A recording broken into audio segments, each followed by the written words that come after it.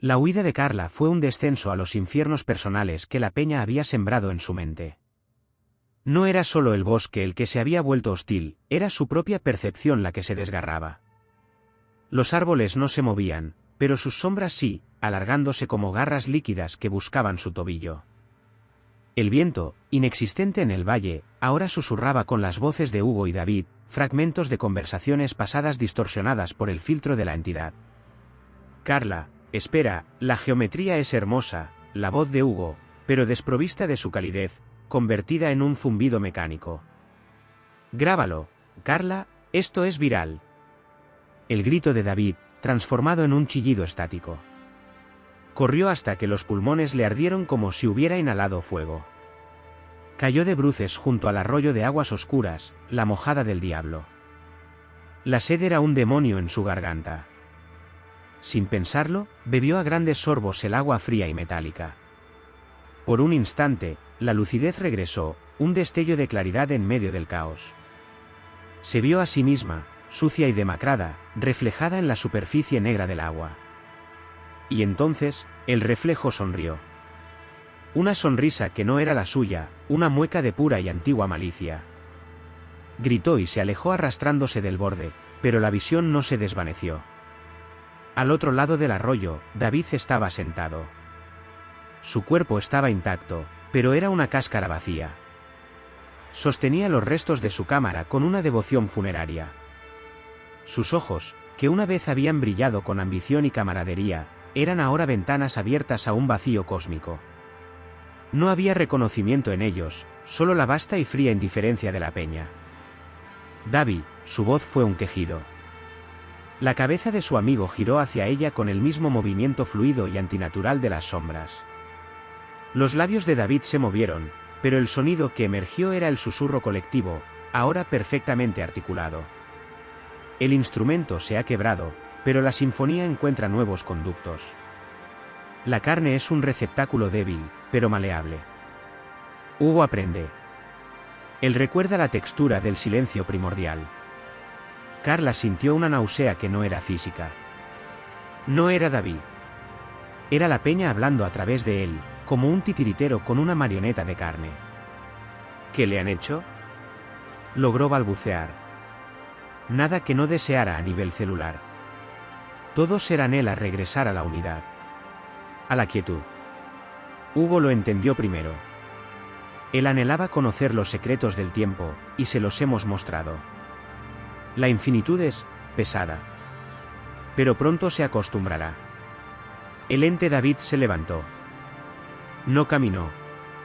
Se deslizó sobre la tierra húmeda, sin dejar huellas. Tu huida es un ejercicio de futilidad. Eres un eco que intenta escapar de su propia fuente. Llevas el susurro dentro. Es la semilla. Crecerá en la oscuridad de tu mente hasta que todo lo que eras sea solo un recuerdo, y luego, ni eso. Carla giró y corrió otra vez, impulsada por un terror que trascendía el instinto de supervivencia. Era el terror a la aniquilación de la propia identidad. El bosque ya no intentaba detenerla, ahora se abría ante ella, formando un túnel oscuro y retorcido que sabía, con una certeza visceral, que no la llevaría a la libertad, sino más profundo hacia el corazón de la pesadilla. Las visiones se intensificaron. No eran solo apariciones, sino realidades superpuestas. Por un instante, el bosque se desvaneció y se encontró en el refugio, viendo a Hugo, con los ojos convertidos en pozos de oscuridad estrellada, tallando los símbolos imposibles en la pared con sus propias uñas, sangrando un líquido negro y brillante.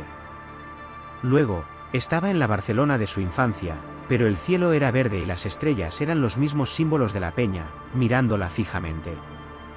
Oía a su madre llamarla para cenar, pero la voz se distorsionaba en el cántico gutural de la entidad.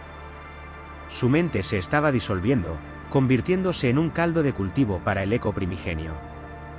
No supo cómo, pero finalmente sus piernas, movidas por un último y desesperado impulso de un yo que se desintegraba, la llevaron hasta el borde de la carretera. El asfalto gris, el olor a gasolina, el sonido lejano de un motor, eran ecos de un mundo que ya le parecía ajeno, un sueño lejano y frágil.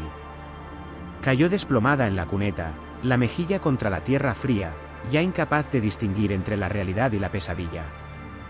La encontró un camionero llamado Ernesto, un hombre práctico y de corazón sencillo. La llevó a un puesto de la Guardia Civil. La agente que la atendió, la cabo Elena Morales, vio más allá de la suciedad y el delirio. Vio el terror absoluto, genuino, tallado en los ojos de Carla. Pero el sistema no está diseñado para terrores cósmicos. El informe habló de deshidratación, agotamiento y un probable episodio psicótico. La cámara de David era un amasijo de plástico y circuitos inservibles. La búsqueda de Hugo y David fue un trámite, no había rastro, no había pistas. El caso se archivó. Presunción de accidente. Muerte por causa natural en un entorno agreste. Carla fue dada de alta con una receta de antipsicóticos y una cita con una psicóloga. Su familia, sus amigos, todos aceptaron la narrativa conveniente. Era más fácil lidiar con la locura que con la posibilidad de que las sombras de la Sierra de la Demanda tuvieran hambre de conciencias. Ella se mudó a un piso en Burgos. Un lugar anodino, con muebles de Ikea y vistas a un patio de luces. Intentó reconstruir su vida. Tomaba su medicación. Iba a terapia. Pero los susurros nunca se fueron. Solo se volvieron más sutiles, más insidiosos. Ya no eran voces claras, sino pensamientos intrusivos que se colaban en su mente como si siempre hubieran estado allí. ¿No sería un alivio dejar de luchar? La paz del silencio, la paz de antes de nacer. Hugo lo entendió. Es libre. Libre del tiempo, libre del yo. Empezó a soñar no con la peña, sino desde la peña. Soñaba que era la losa de granito negro, sintiendo el lento y vasto latir del eco primigenio en su interior. Soñaba que era Hugo, de pie en el valle, con un conocimiento infinito y terrible corroyendo lo que una vez fue su alma, sintiendo cómo su identidad se diluía en la inconmensurable conciencia de la entidad.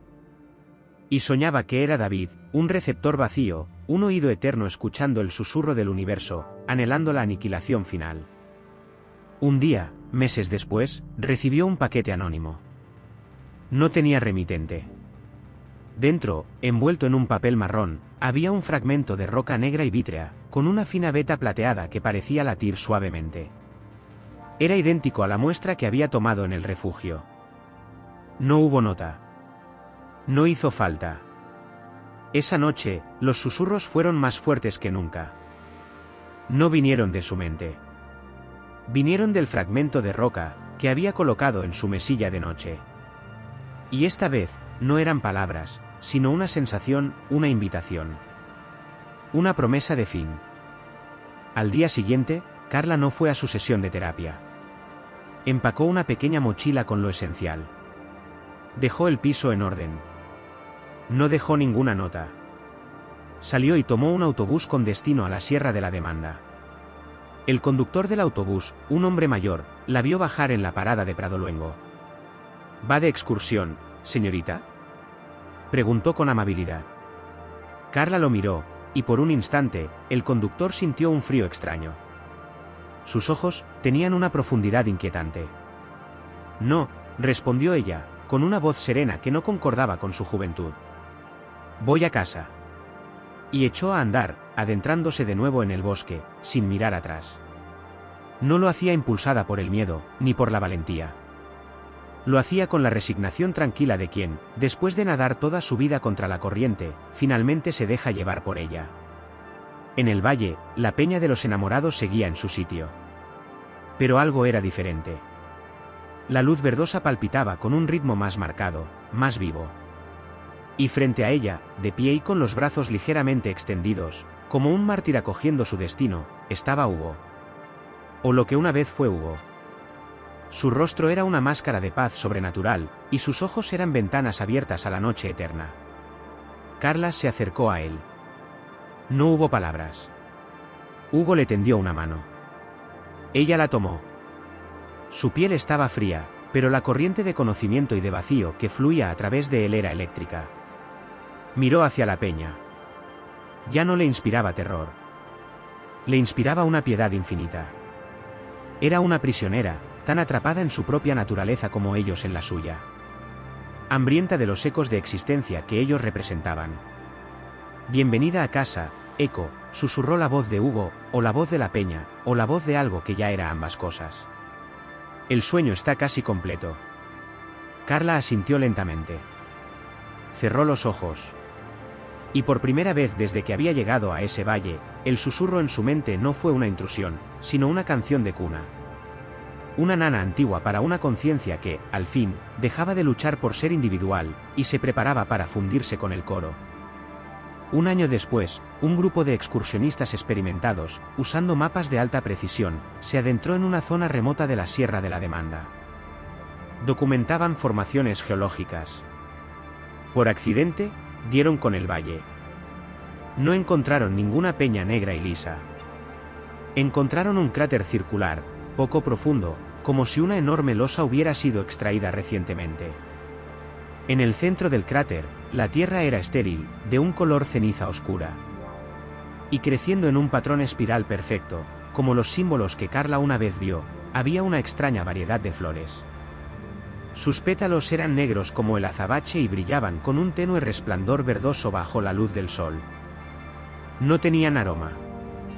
Uno de los excursionistas, por curiosidad, se acercó a una de las flores. Al hacerlo, una sensación de paz absoluta, de vacío sereno, lo invadió. Por un brevísimo instante, olvidó su nombre, olvidó por qué estaba allí, olvidó todo excepto una canción antigua y sin melodía que resonaba en el silencio de su mente. Se alejó rápidamente, sintiéndose mareado y confundido. Sus compañeros notaron su palidez. ¿Estás bien? Sí, tartamudeó. Es solo, este lugar. Está muy quieto. Demasiado quieto. Y en el viento, si uno se quedaba muy quieto y escuchaba con la mente en blanco, casi podía oírlo. No un susurro. No un canto. Solo el eco de un sueño, vasto y hambriento, que acababa de encontrar una nueva forma de extenderse.